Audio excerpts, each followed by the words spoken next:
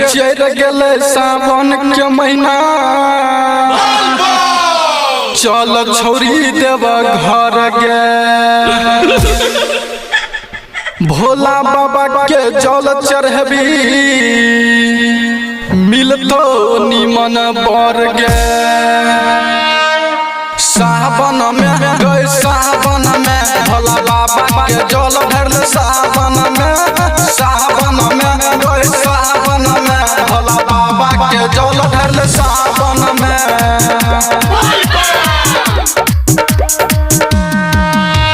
सावन में गए सावन में भोला बाबा के जल ढरल सावन में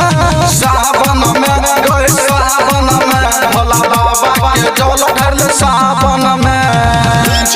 क्रांति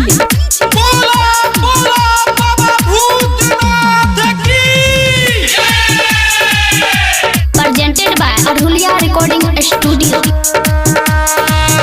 हेगे गोरे गोरे दे में छौरी गेरुआ रंग के साड़ी छो कंधा पे कामर छौरी चले सबसे अगारी गे सावन में गए सावन में भोला बाबा के जल ढरल सावन में गए सावन में भोला बाबा के जल ढरल सावन में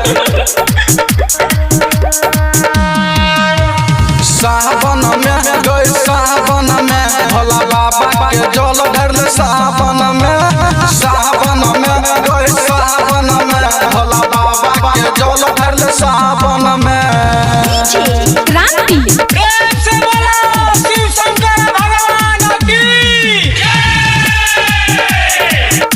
प्रेजेंटेड बाय अरुलिया रिकॉर्डिंग स्टूडियो। हेगे मिथल सम्मिलन के संग में बोलबम बोलत जाय छी सनजीत सावरिया के संग में जल ढारे देव घर जाय छी सावन में गए सावन में भोला बाबा के जल ढरल सावन में गए सावन में भोला बाबा के जल ढरल सावन में